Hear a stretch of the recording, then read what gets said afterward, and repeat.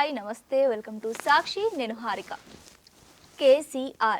కేసీఆర్ అంటే మనం అనుకున్న కేసీఆర్ కాదు, కాకపోతే మూవీ చూసిన తర్వాత ఏంటి అనేది మాకు కూడా అర్థమైంది. కేశవ చంద్ర రమావత్ అంటూ మన ముందుకు వచ్చేసి ఒక బిగ్గెస్ట్ సక్సెస్ చూశారు ఈ రోజుల్లో మన రాకేష్ గారు. అంటే అందరికీ తెలిసిపోతుంది, జబర్దస్త్ రాకేష్ గారు అంటే ఇంకా తెలుస్తుంది. ఇప్పుడైతే కేసీఆర్ మూవీ రాకేష్ అంటే తెలుస్తుంది, ఏదైనా రాకేషే. ఓకే, సో మనతో పాటు ఉన్నారు. వారిని అడిగి ఈ సక్సెస్ గురించి, ఆయన జర్నీ గురించి మరిన్ని విషయాలు తెలుసుకుందాం. అండ్ ఇంకొక స్పెషల్ మూమెంట్ కూడా ఉంది, దాని గురించి కూడా చెప్దాము మనం ఇంటర్వ్యూలో. హాయ్ అండి. హాయ్ అండి, నమస్కారం. ఎలా ఉన్నారు? బాగున్నాను Harika. So first of all congratulations. Thank you very much. So అందరు కూడా కొంచెం భయం ఉంటుంది మూవీ రిలీజ్ చేస్తున్నాము అంటే. ఆ భయంతో పాటు ఒక నమ్మకం, ఒక విశ్వాసం అన్ని కూడా కూడగట్టుకొని మూవీ రిలీజ్ చేశారు. సక్సెస్ఫుల్ గా 3 వీక్స్ పాటు రన్ అయింది థియేటర్స్ లో. అంటే ఓటీటీ సమాజంలో 3 వీక్స్ వరకు అంటే అది చిన్న విషయం కాదు. God bless. సో ఫస్ట్ ఎలా ఫీల్ అవుతున్నారు ఈ సక్సెస్ ని? చాలా హ్యాపీ. ఫస్ట్ సాక్షి ప్రేక్షకులందరికీ నమస్కారం, హ్యాపీ న్యూ ఇయర్. రాబోయే సంక్రాంతి శుభాకాంక్షలు, అన్ని శుభాకాంక్షలు, అన్ని పండుగలు. ఎందుకంటే నాకు నా సినిమాతోనే పండగ స్టార్ట్ అయింది కాబట్టి 3 వారాలంటే ఒక సినిమా రిలీజ్ చేసి, సినిమా తీసి ఒక ప్రొడ్యూసర్గా అంటే ఒక చిన్న సర్వసాధారణమైన ఒక మిమిక్రీ ఆర్టిస్ట్ నుంచి నా కెరియర్ స్టార్ట్ అయ్యి ఓన్గా సినిమా తీసి ఓన్గా రిలీజ్ చేసేంత స్థాయికి వచ్చిందంటే నేను ఎప్పుడు ఎవరికి ఏదైనా కూడా దేవుడి బ్లెస్సింగ్స్ అని చెప్తాను. ఎంత నాకు కష్టం ఉన్నా మీ అందరి బ్లెస్సింగ్స్, దేవుడి బ్లెస్సింగ్స్ లేకపోతే నేను ఇక్కడ ఉండేవాడిని కాదు. బాగా బిలీవ్ చేస్తాను నేను. కష్టంతో పాటు దేవుడి బ్లెస్సింగ్స్ గట్టిగా అనుకోవాలంటారు కదండి. అందరు గట్టిగా అనుకున్నారు, అందరూ మీతో సహా మీ మంచి కోరే వాళ్ళందరూ కూడా చాలా గట్టిగా అనుకున్నారు. అందుకే అంత పెద్ద సక్సెస్ వచ్చింది. అంటే ఆ భయం అంతా అరే అంటే మనం వెనక్కి తిరిగి చూసుకుంటే అనవసరంగా భయపడ్డాము. అనవసరం అని లేదు. భయం లేకపోతే విజయం ఉండదు. యుద్ధం చేసేటప్పుడు భయం ఉండాలి, లేకపోతే ఒళ్ళు ప్రతి పనికి భయం ఉండాలి. భయం లేకపోతే మనం విజయాన్ని ఎంజాయ్ చేయలేం. సో గట్టిగా ఎంజాయ్ చేశారు ఇప్పుడు. అబ్బా, గట్టిగా భయపడ్డాను, గట్టిగా ఎంజాయ్ చేశాను. ఇంకా గట్టిగా ఎంజాయ్ చేశారని చెప్పొచ్చు. గట్టిగా భయపడ్డా, అరిచాను గట్టిగా. కాకపోతే అంటే మీరు అన్నట్టుగా ఈ ఓటీటీ ప్రపంచంలో 3 వారాలు థియేటర్లో ప్రేక్షకులు నా సినిమాని ఆడిచ్చారంటే అది మామూలు విషయం కాదు. అండ్ ఇంకా ఇప్పుడు మీ దగ్గర కూర్చొని ఇలా సాక్షిలో నుంచి మాట్లాడుతున్నానంటే ఇంకో గుడ్ సందర్భం ఏంటి అంటే త్వరలో మన సినిమా ఓటీటీ ఆహా ద్వారా, అదే గుడ్ న్యూస్. ఇప్పుడు 28న ఆహాలో రిలీజ్ అయిపోతుంది. వరల్డ్ వైడ్ గా ఇంకా మనం ఎప్పుడైనా చూడొచ్చు. World wide big premium. నా కళ ఫస్ట్ నేను నా సినిమాని ప్రతి ఒక్కళ్ళ ఇంటికి, నేనేమంటానంటే ఇంటి తెర అంట. ఇంటి తెర అంటే టీవీ.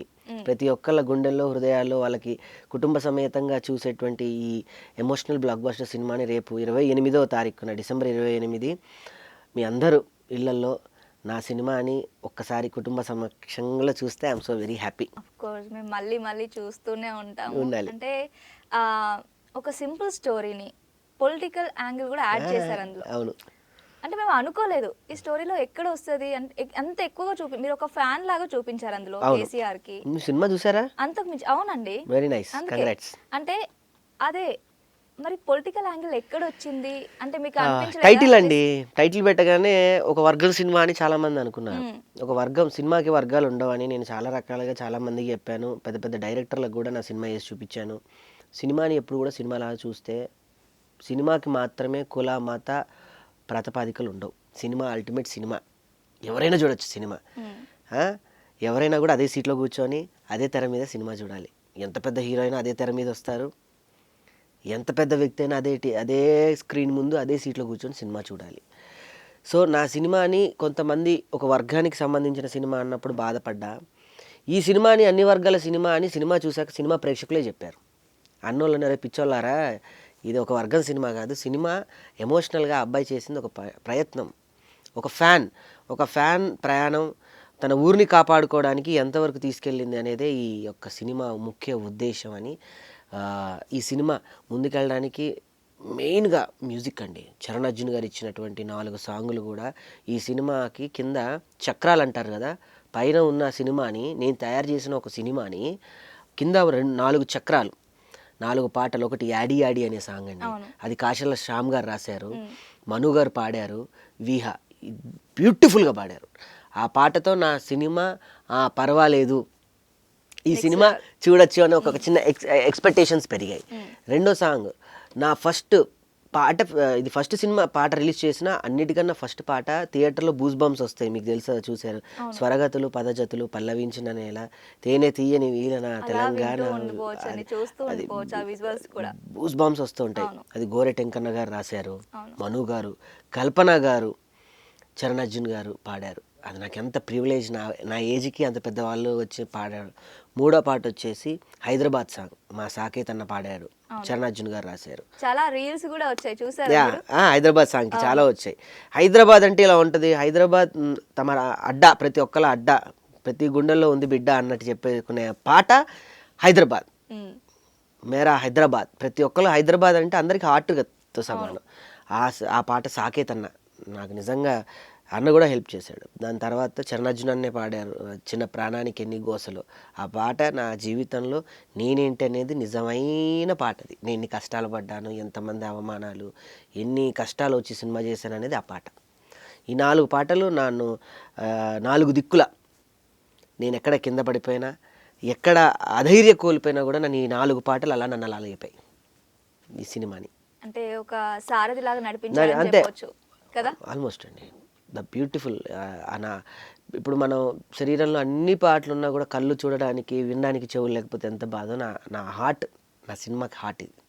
మీరు చాలా కష్టపడ్డారు అని చెప్పొచ్చు. అలాగే కొంచెం లిమిట్స్ కూడా దాటిపోయాయి. ఆ భయం అనే భయం మనం లిమిట్ పెట్టుకుంటాం కదా, అంటే ఇంత కష్టపడాలి, ఇంత పెట్టాలి మూవీకి, చాలా లిమిట్ దాటి నరాలు తెగినాయి, ఇంకా అది దాటేసి చించేసి నరాలు తెగిపోయినాయి, అయిపోయింది, ఏదైతే అది అయిపోయింది అనేసి. మరి అంతే కదండి. అంటే మనీ మీరు మాత్రమే ప్రొడ్యూస్ చేయడానికి రీజన్ ఏంటి?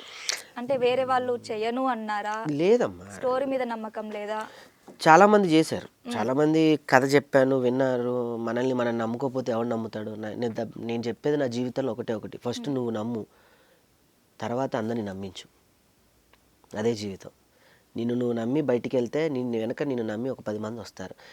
నువ్వు నమ్మకుండా ఒక దగ్గర రూమ్లో కూర్చోండి ఇంకేం చేస్తాను చెప్పు. ఆ అద్దం కూడా మనల్ని చీదరించుకునే లోపల బయటకు వచ్చేయాలి, అదే లైఫ్. నేను అనుకున్నది అదే. నేను ప్రొడ్యూస్ చేస్తాను, కొన్ని డబ్బులు మా అన్న వాళ్ళు, మా రాఘవన్న, పుష్పవదన వాళ్ళు ఇచ్చారు. కొంతమంది ఏమో పార్టీ ఫండ్ ఇచ్చిందన్నారు. అవును, అది అంటే రూమరా నిజంగానేనా? ఆ ఫండ్ వచ్చుంటే నేను ఇక్కడికి బెంజో, ఆడిలోనో, స్క్వారియోలోనో, జాగ్వార్లోనో వచ్చేవాడిని. రాకేష్ ఇట్లా రాడు. అయితే ఎలా వచ్చారు? ఇప్పుడు అండి నార్మల్గా వచ్చాను, నా కార్లోనే వచ్చాను.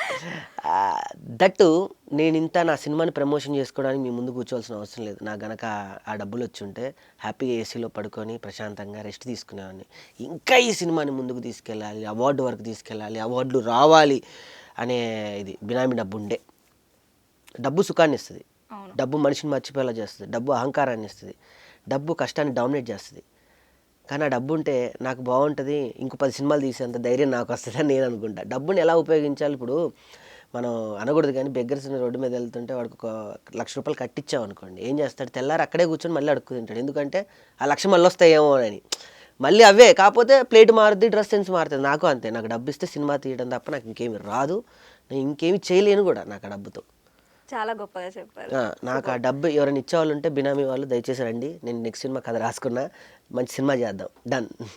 మీ దగ్గర కూడా డబ్బులు ఉంటే నాకు పెట్టండి అంటే అన్నారు కానీ ఊహ ఎంత బాగుందో, ఉంటే బాగుండు. మనమే పెడదాం అన్నప్పుడు సుజాత గారి ఫీలింగ్, ప్రతి ఆడపిల్లకి ఒక భయం ఉంటుంది. పెళ్ళైన కొత్తలో భర్త పిచ్చి పిచ్చి చేష్టలు చేస్తే, పిచ్చి పిచ్చి పనులు చేస్తే, ప్రతి ఆడపిల్లకి రేపు మన భవిష్యత్తు ఏంటి, కొత్తగా పెళ్లి చేసుకోవచ్చు, పిల్లల భవిష్యత్తు ఏంటి, కుటుంబం ఏంటి అని. కానీ మా ఆవిడ నాకన్నా ధైర్యం, పద ఏదైతే అదేంది, నా కారు కూడా అమ్మేద్దాం సరదాగా అమ్మేద్దాం. ఇప్పుడు కాకపోతే ఇంకెప్పుడు అండి అచీవ్మెంట్. నేనన్నా అధైర్యం కోల్పోతాను కానీ సుజాత ఎప్పుడు అధైర్యం కోల్పోదు. చాలా గుండె ధైర్యస్తురాలు. ఇండిపెండెంట్గా తను ఒక చాలా పూర్ ఫ్యామిలీ నుంచి వచ్చి యాంకర్గా తెలంగాణ స్లాంగ్తో ఈరోజు నాకన్నా పెద్ద ఆర్టిస్ట్ తను. సేవ్ ద టైగర్స్లో ఒక మంచి హిట్ కొట్టి, మళ్ళీ నా సినిమాలో కూడా హిట్ కొట్టి తను నాకు స్క్రిప్ట్కి, నా ప్రొడక్షన్స్కి, నా అన్నిటికీ హెల్ప్ చేసింది సుజాత. అలాంటిది నేను ఎక్కడన్నా అధైర్యం కోల్పోతే, ఏమండి ఇప్పుడు చేయకపోతే మనం ఎప్పుడు చేస్తాం, ఏజ్ ఉంది, కష్టపడదాం, డబ్బు పోయినా ఇక్కడే, డబ్బు వచ్చినా ఇక్కడే, డబ్బే కాదు జీవితం అంటే. తనకి డబ్బు ఇవన్నీ అసలు ఏమి ఉండదు. నేనుంటే చాలు, పాప ఉంటే చాలు, కుటుంబం అంతా బాగుంటే చాలు, తనకి హ్యాపీ తను. అంటే ఎప్పుడైనా అనిపించిందా? ఇప్పుడు చాలా మంది కూడా అంటూ ఉంటారు, ఏదో చిన్న షోస్ చేసుకుంటున్నావు, చిన్న చిన్న క్యారెక్టర్స్ చేస్తున్నావు, అవసరమా అన్నారు నీకు సేమ్ ఈ అనేసి మాట. ఇంకా అన్నారా? మీరు చాలా పద్ధతిగా అన్నారు. నేను ఇంకా నిజంగా చెప్పాలంటే ఇది చాలా మీకు అని అనాలి, కాకపోతే వాళ్ళు ఎలా అన్నారో మీకు చెప్తున్నాను. వీడేంటి హీరో, వీడేంటి స్క్రిప్ట్ రాశాడు, వీడేంటి ప్రొడ్యూసరు, వీడికి అంత అవసరమా, వీడు జబర్దస్త్లో చేసే ఒక కమెడియన్ అని అనాల్సిన పచ్చి బండ బూతులు కూడా అన్నారు నన్ను. But I don't care. అన్నోడెవడు నా సెల్ బిల్లు కూడా కట్టడొచ్చి, అన్నోడెవడు నాకు ఇంత అన్నం మెతుకు కూడా పెట్టడు. అది అన్నోడు అంటూనే ఉంటాడు. విన్నోడు ఏం చేయాలి తెలుసా, అన్నోడికి నిశ్శబ్దంగా సమాధానం ఇవ్వాలి. అదే నా సినిమా సార్. అదే సమాధానం వచ్చింది. కాకపోతే కొంచెం సౌండ్ ఎక్కువ వచ్చింది. సౌండ్ దద్దరిల్లిపోయింది. ఇప్పుడు ఓటీటీ ద్వారా కూడా సౌండ్ బాగా రావాలి అనే ఉద్దేశంతో ఈ సినిమా తీసుకెళ్తున్నా. త్వరలో ఈ సినిమాకి నేను ఎప్పటి నుంచో చెప్తున్నా, ప్రెస్ మీట్ దగ్గర నుంచి, ప్రీ రిలీజ్ ఈవెంట్ నుంచి సక్సెస్ మీట్ వరకు ఈ ప్రోగ్రామ్ ప్రతి దగ్గర చెప్తున్నా ఈ సినిమాకి అవార్డు తెస్తా అని. డెఫినెట్గా ఈ సినిమాకి అవార్డు వస్తుంది, రావాలని మేము కూడా కోరుకుంటున్నాం. All the very best. Thank you. అయితే నేను ఒక రీల్ చూసానండి. ఏంటంటే మీరు మామూలుగా పోస్టర్స్ అంటిస్తూ ఉంటారు కదా, నేనే అది అంటించుకున్నా. మీరే నేనే అంటించుకున్నా. నాకు అప్పటి వరకు వెళ్దాంలే చూద్దాంలే అన్న థాట్ ఉంటుండే. అది చూసిన తర్వాత ఈ మూవీ ఎలా అయినా చూడాలి థ్యాంక్స్, థ్యాంక్ యూ, నిజంగా అనిపించింది. థ్యాంక్ యూ అండి. అంటే ఒక పర్సన్ వచ్చి మామూలుగా హీరో అనే కాదు, ఏదైనా ఒక ఆర్టిస్ట్ అయినా వచ్చి ఎవరు కూడా అలా చెయ్యరు, వాళ్ళ మూవీ పోస్టర్స్ వాళ్ళు అంటించుకోరు. But you did that. అంటే ఆ థాట్ ఎలా వచ్చింది? థాట్ రావడం కాదు, కళ అది. మనం ఎక్కడో కృష్ణానగర్లో ఒక చిన్న రూమ్లో 5గురం ఉండేది స్థాయి దగ్గర నుంచి ఒక సినిమాలో కనిపించే స్థాయికి వెళ్ళి సినిమాలో ఒక ప్రధాన పాత్ర చేస్తున్నప్పుడు ఎంతోమంది, నేను ఈవెంట్లు చేసేటప్పుడు ఎంతోమంది పోస్టర్లు అంటించినాను నేను. ఓకే. నేను ఈవెంట్స్లో వర్క్ చేశాను. ఈవెంట్ ఆర్గనైజర్లో చేసినప్పుడు ఫ్లెక్సీలు ఉండే, అప్పట్లో వచ్చే ఫ్లెక్సీలు గట్టిగా లాగి ఫెవికిక్ అనేది అప్పుడే వచ్చింది. అవి వేల మీద పడితే 3-10 రోజుల దాకా పోయేవి కాదు, గట్టిగా అంట కట్టుకుని ఉండేవి. ఆ ఫెవికిక్ డబ్బాలతో దాన్ని ఒక చేత్తో గట్టిగా లాగాలి, దాన్ని అలా వేసి మళ్ళీ దాన్ని అలా పెట్టి గట్టిగా టచ్ చేస్తే తప్ప అంటుకునేది కాదు రాడ్కి. మళ్ళీ ఆ రాడ్కి అంటుకోవాలి అంటే చిలుం పట్టేది, దాన్ని రబ్ చేయాలి. అలా నాకు తెలుసు. అలా నేను ఒక 3-4 సంవత్సరాలు హైదరాబాద్లో ఓన్లీ సర్వే అవ్వడానికి ఈవెంట్కి వర్క్ చేశాను. స్టేజ్ మీద అప్పటికి మిమిక్రీ కాదు, నాకు మిమిక్రీ డైరెక్ట్ స్టేజ్ మీద ఇవ్వలేదు. స్టార్టింగ్లో డెకరేషన్కి వర్క్ చేశాను, ఫ్లవర్స్ వర్క్ చేశాను, డెకరేషన్ వర్క్ చేశాను. అవి నాకు బాగా గుర్తుండిపోయినాయి. అరే ఎవడో ప్రోగ్రాంలకి మనం చేసాము, మన సినిమాకి మనం చేయకపోతే ఎట్లా అని చెప్పి అంటించుకున్నాను. ఆ ఫిలిం నగర్లోకి వెళ్ళి నాకు బాగా గుర్తు, అప్పుడు ఒక అబ్బాయి వాడికి 750 రూపాయలు అంటే వాడికి 750 రూపాయలు అప్పుడు ఇచ్చి, ఈరోజు నువ్వు రెస్ట్ తీసుకో, ఈరోజు పోస్టర్లు అన్నీ నేనే అంటిస్తాను, నేను అంటించాను. వావ్, హ్యాండ్స్ ఆఫ్ అండి నిజంగా. అసలు అంటే ఒక పర్సన్ ఇంత డౌన్ టు ఎర్త్ ఉండాలి. మీరు ఒక గొప్ప స్థాయికి ఎదిగారు. జబర్దస్త్లో మీకంటూ కొంత ఫ్యాన్స్ ఉన్నారు. చిన్నపిల్లల దగ్గర నుంచి పెద్దవాళ్ళ వరకు మీ షో చూడాలి, మీ స్కిట్ చూడాలి అనేసి వెయిట్ చేస్తారు. ఆ స్థాయికి వచ్చి ఒక మూవీ తీసి అయినా కూడా మీరే వెళ్ళి అలా పోస్టర్స్ అందించడం అనేది నిజంగా చాలా గ్రేట్ అండి. Thank you, thank you. And ఈ మూవీలో పొలిటికల్ థింగ్ని యాడ్ చేశారు కదా, అంటే మీకు కొంచెం రిస్క్ అనిపించలేదా? ఎందుకు ఇదంతా అవసరమా అనేసి. ఆ పదం ఉండడం వల్లే సినిమా హిట్ అయిందని నేనంట. ఇప్పుడు ఈ సినిమాకి నేను వేరే టైటిల్ ఏదైనా పెట్టానంటే థియేటర్కి వచ్చే ప్రేక్షకులు వస్తారేమో కానీ నా సినిమా ఇంత తొందరగా రీచ్ అయ్యేది కాదు. 10 రోజులు 11 రోజుల తర్వాత సినిమా బాగుందంటారా, పాపం రాకేష్ ఏదో కష్టపడి తీసారు చూద్దాం అనేవాళ్ళు. కేసీఆర్ అనే పదం జనాలను అలా లాక్కొచ్చింది అయస్కాంతలాగా. కేసీఆర్ గారు ఈజ్ ఆల్మోస్ట్ వరల్డ్. ఏమండి ఒక్క వాటర్ నేను ఎప్పుడు చెప్పా, తెలంగాణ ఉన్నంత వరకు భూమి గ్లోబ్ ఉంటుంది, ఆ గ్లోబ్లో మన తెలంగాణ ఉన్నంత వరకు కేసీఆర్ ఉంటారు. కేసీఆర్ పేరు అలానే ఉంటుంది. కేసీఆర్ ఆ పేరు వినిపించేంత వరకు గూగుల్లో కొడితే నా సినిమానే కనపడుతుంది. అంతకన్నా జీవితంలో నాకు ఇంకేం కావాలి? I proud. నేను అది సంపాదించా. అది తెలుసుకోవడానికి ఇంకా 30 సంవత్సరాలు టైం పడుతుంది. నైస్, చాలా బాగా చెప్పారు. కాకపోతే నాకు ఇప్పుడు ఒక డౌట్ వచ్చింది. మూవీలో అయితే ఒక పిచ్చ ఫ్యాన్గా కనిపించారు కేసీఆర్ గారికి. నాకు రియాలిటీలో కూడా నాకు అదే కనిపిస్తుంది. లేదండి, మనం తెలియకుండానే ఒక ప్రయాణం చేస్తున్నాం అనుకోండి, డాక్టర్లతో స్నేహం చేస్తే మనకి తెలియకుండా అప్పుడప్పుడు డాక్టర్లు అయిపోతాం తెలుసా. యాంకర్లతో తిరిగామనుకోండి యాంకర్లా పడదు. తాగుబోతులతో తిరిగామనుకోండి, మనకు తెలియకుండానే ఏదో రోజు మనం డెఫినెట్గా తాగుబోతు అవుతాం. అవునా? వ్యసనాలతో అది అది ఒక సిస్టమ్. నేను ఈ సినిమా కేసీఆర్ అని 3 అక్షరాలు పెట్టి స్క్రిప్ట్ మీద ఈ సినిమా జర్నీ చేస్తుంటే నాకు తెలియకుండా నరాల్లో కేసీఆర్ గారు వెళ్ళిపోయారు. అంటే నాకు ఒకటి అర్థం కానిది ఏంటంటే, ఈ స్క్రిప్ట్ తయారు చేసిన తర్వాత కేసీఆర్ అలా నరాల్లోకి వచ్చారా? లేదంటే ముందు కేసీఆర్ గారి మీద ఉన్న అభిమానం వల్ల కేసీఆర్ లేదండి, పేరు వచ్చిందా? తెలంగాణలో ఒక లంబాడి కుటుంబంలో పుట్టిన ఒక కేశవచంద్ర రామావత్ అనే కుర్రోడు కేసీఆర్ గారికి ఫ్యాన్. ఆ ఫ్యాన్ చేసిన అద్భుతమే ఈ సినిమా. మరి ఆ ఫ్యాన్ అలా నటించాలి అని అంటే నటించింది ఎవడో కాదు కదా, రాకింగ్ రాకేషే కదా. ఈ రాకింగ్ రాకేష్ నరాల్లో కేసీఆర్ గారిని ఎక్కించుకుంటే తప్ప ఆ పాత్ర చేయలేరు. అందుకే నిజ జీవితంలో కేసీఆర్ గారి ఫ్యాన్, సినిమాలో కేసీఆర్ గారి ఫ్యాన్. నేను కేసీఆర్ ఫ్యాన్ అంతే. ఎవరు ఏదన్నా కాదన్నా కేసీఆర్ గారి ఫ్యాన్. ఇది స్టోరీ చెప్పారా కేసీఆర్ గారికి? ఇలా కూర్చున్నాం, కేసీఆర్ గారితో మాట్లాడాను. ఏమన్నారు ఆయన? నా ఫస్ట్ పార్ట్ రిలీజ్ చేసిందే కేసీఆర్ గారు. అవును, అది చూసాను. కేసీఆర్ గారు రిలీజ్ చేశారు. ఆయన పాట విన్నారు, కథవి తెలుసుకున్నారు. త్వరలో ఓటీటీ ద్వారా ఆయనతో కూర్చొని సినిమా చూస్తా కూడా. అది కూడా ఒక పోస్ట్ రాబోతుంది అన్నమాట ఇన్స్టాలో వస్తుంది, కొన్ని రోజులు. వస్తుంది. మోహన్ చూడండి ఎలా వెళ్ళిపోతుంది 1000 వాట్స్ బల్బ్ లాగా. వస్తుంది. సో ఈ మూవీకి అంటే ముందు మూవీని కొంచెం పక్కన పెడితే స్టార్టింగ్ అసలు రాకేష్ ఎలా వచ్చారు మీ స్టడీస్ తర్వాత? మిమిక్రీ ఆర్టిస్ట్ అండి. 10th నాకు బ్రేక్ పడాల్సిన అవసరం వచ్చింది. అంటే చదువుకునే అంత మనీ కానీ లేకపోతే అంత కుటుంబం అంత నాకు ఏం లేదు, స్టెబిలిటీ లేదు. దానివల్ల నేను ఏం చేశానంటే మిమిక్రీ స్టేజ్ మీద అక్కడ చేస్తూనే మెజిషియన్ కళ్యాణ్ గారని వరంగల్లో ఉంటారు, ఆయన దగ్గర నేను అసిస్టెంట్గా జాయిన్ అయ్యేవాడిని. మీరు వరంగల్? ఆయన లోకలే, okay. Railway station back side Shivanagar అని ఉంటుంది. అక్కడ వివేకానంద్ జూనియర్ కాలేజ్లో నా ఇంటర్ మొత్తం 10th తర్వాత ఇక బలవంతంగా చదవాల్సి వచ్చింది. ఆ చదవడం కూడా ఏంటి, ఆ మిమిక్రీలు ఆ స్టేజీలు అవి చేయడానికే చదివా తప్ప. ఇక దాని తర్వాత హైదరాబాద్ వచ్చాను. హైదరాబాద్లో అది చెప్పాగా ఈవెంట్ కంపెనీలో అసిస్టెంట్ దగ్గర నుంచి ఓకే అలా ఒక్కొక్కటి చేసుకుంటూ ఇలా ఈరోజు మీ ముందుకు ఇలా కూర్చున్నా. Okay, super. సో అసిస్టెంట్ దగ్గర నుంచి మళ్ళీ మా మ్యూజిక్లో చేశారు కదా? మా మ్యూజిక్లో అక్కడ ఎన్ని ఇయర్స్ చేశారు? అక్కడ ఒక 7 years చేశారండి. అంటే డైరెక్ట్గా యాంకర్గా జాయిన్ అయ్యారు అక్కడ? లేదు. అక్కడ ఇంతకుముందు ఒక న్యూస్ ఛానల్లో మిమిక్రీ కార్టూన్స్కి వాయిస్ వచ్చేవి అప్పట్లో. ఓకే. అప్పుడు ప్రతి న్యూస్ ఛానల్లో కూడా ఒక ప్రోగ్రామ్ ఉండేది, కార్టూన్స్ వచ్చేవి, వెనక రాజకీయ నాయకుల వాయిస్లు అవన్నీ వచ్చేవి. అలా చేస్తూ నాకు మా జూనియర్స్ అని ఒక ఛానల్ పెట్టారు. అందులో యాంకర్గా అవకాశం వచ్చింది. వెంట్రులాక్విజం, నేను వెంట్రులాక్విస్ట్ని. ఓకే. వెంట్రులాక్విజం చేసే అవకాశం వచ్చింది. అలా మెల్లమెల్లగా అందరిని పరిచయం చేసుకుంటూ యాంకర్గా అందరం ప్రోత్సాహంతో తర్వాత వన్స్ జబర్దస్త్ స్టార్ట్ అయ్యేసరికి అందరికి ఎంత పెద్ద హిట్టో మీ అందరికీ తెలుసు. ప్రపంచవ్యాప్తంగా జబర్దస్త్ ద్వారా అందరికీ పరిచయం అయ్యాం. మీరు ఇంకొన్ని గొప్ప మూవీస్ తీయండి, ఇంకా అంటే ఎన్ని అవార్డ్స్ వచ్చినా స్టిల్ మా వరకు జబర్దస్త్ రాకేష్ గారు అంటే ఆ అభిమానం, ఆ ప్రేమ అంతా అలానే ఉంటుంది. నాకు అన్నం అంత పెట్టింది సంపాదించారు మీరు. అంతే కదమ్మా. జబర్దస్త్ అనే శ్యాంప్రసాద్ రెడ్డి గారు నాకు అన్నం పెట్టింది, నాకు రక్తం బ్లడ్, ఇప్పుడు ఇందులో తిరుగుతుందంటే వాళ్ళ పెట్టిన అన్నమే కదా. మళ్ళీ వాళ్ళు లేకపోతే మనం ఈరోజు ఈ సినిమా స్థాయికి వచ్చేవాళ్ళం కాదు. ఈ లైట్ల మధ్య ఇంత పెద్ద ఛానల్లో ఇంత ఇంటర్వ్యూ ఇచ్చే స్థాయికి మేము వచ్చేవాళ్ళం కాదు. ఒకసారి మేము వెనక్కి తిరిగి చూసి ఎవరా మేము అనుకుంటే ఇంకెంతమంది ఉన్నారు, మాకన్నా గొప్ప టాలెంటెడ్ ఉన్నారు. కాకపోతే ఆ అవకాశం మాకు ముందు వచ్చింది. వాళ్ళకి వెనక కొంచెం లేట్ అయినా కూడా వస్తుంది తప్ప మాకు ముందు వచ్చింది మల్లెమాల రూపంలో. సో మేము ఎప్పుడు శ్యాంప్రసాద్ రెడ్డి గారికి రుణపడి ఉంటాం. జబర్దస్త్ టీం వాళ్ళు కానీ మీకు బాగా దగ్గరగా ఉన్న వాళ్ళు మూవీకి ఎలా సపోర్ట్ ఇచ్చారు?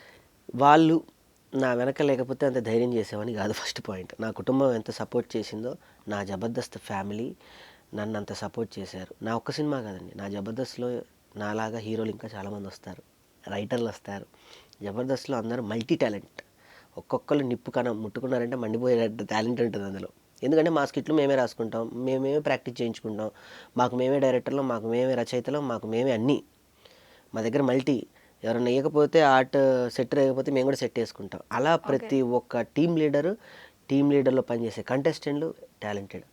సో మొన్న ఒక సినిమాదో మా వేనన్న, ఇప్పుడు నేను, నెక్స్ట్ ఇంకా చాలామంది ఈ ఇన్స్పిరేషన్తో ధైర్యం చేసి వచ్చేవాళ్ళు ఉన్నారు.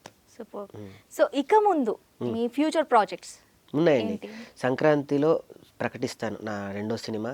ఒక మంచి బ్యానర్లో నా మళ్ళీ గ్రీన్ ట్రీ ప్రొడక్షన్ నా బ్యానర్లోనే దేవుడి దయ తలిస్తే ఒక పెద్ద బ్యానర్తో టైఅప్ అయ్యి ఒక మంచి సినిమా 3 భాషల్లో, తెలుగు, తమిళ్ కన్నడ 3 భాషల్లో రిలీజ్ చేయాలని నా కోరిక.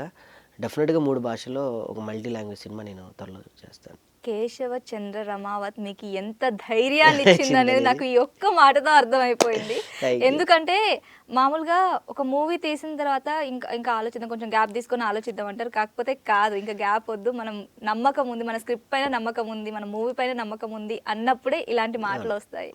సో ఆ స్టోరీ ఎలా ఉండబోతుంది? మంచి స్టోరీ, ఇది ఎమోషనల్ బ్లాక్ బాస్టర్ కదా, దీన్ని మించి ఉంటుంది ఆ స్టోరీ. ఓకే, దీన్ని మించి అస్సలు ఉండదు. తగ్గేదేలే. అమ్మో మంచి బ్రహ్మాండమైన స్టోరీ. మళ్ళీ ఒక చక్కని క్లీన్ అండ్ నా నుంచి ఏదైతే ఆశిస్తారో ఒక కుర్రాడి అది మళ్ళీ ఆ సినిమాలో ఉంటుంది డెఫినెట్గా. నిజంగా కేశవ చంద్ర రమావత్ ఆ విలేజ్ ని చూస్తుంటే మేము కూడా ఊర్లో ఉన్నాము, Feel అది అనిపించిందా? ఫీల్ అయ్యాము, అంత అది చక్కగా ఉంది. Because of only Garudavega Anji గారి మ్యాజిక్. ఓకే, సినిమా అంతా బ్యూటిఫుల్గా రావడానికి కారణం డైరెక్టర్ అంజీ గారు. గారు. ఆయన లేకపోతే ఈ సినిమా అనేది లేదు. నేనెంత కష్టపడ్డానో ఈక్వల్ నాకు మించి ఆయన కష్టపడ్డారు గరుడవేగ అంజీ గారు. అంటే ఒప్పుకున్నారా మీరు స్టోరీ చెప్పిన వెంటనే ఆయన? ఆయన ఒప్పుకోబట్టే నా సక్సెస్ అక్కడే అయిపోయింది. సో ఆయన ఆల్మోస్ట్ సక్సెస్ డైరెక్టర్, సక్సెస్ఫుల్ సినీ ఫోటోగ్రాఫర్, ఆయనకంటూ పేరుంది. నిజం చెప్పాలి అంటే ఆయన నన్ను నిలబెట్టారు. సో మిమ్మల్ని నిలబెట్టారు, మీరు మూవీని నిలబెట్టారు, అవును. అందరు కలిసి. అవును. సో ఇలాంటి మూవీస్ మీరు మరెన్నో చేయాలి, మమ్మల్ని ఇంకా ఇంకా ఎంటర్టైన్ చేయాలి, Yeah. అండ్ ప్రజల్లో ఇలా నిలిచిపోవాలని మనస్ఫూర్తిగా కోరుకుంటున్నాం. ఆల్ ది వెరీ బెస్ట్ అండి. Thank you very much. మీకు కూడా Thank you all the for your best. time. Next Thank you సినిమాలో అండి. మళ్ళీ కలుద్దాము. సో మర్చిపోకుండా ఈ నెల 28న ఆహాలో నా సినిమా చూసి బ్లెస్ చేయండి. విన్నారు కదా, ఆహాలో 28న వరల్డ్ వైడ్గా అంటే ఆహాలో ప్రీమియర్ అవ్వబోతుంది. సో డెఫినెట్గా కేసీఆర్ చూసేయండి ఫ్యామిలీతో పాటు.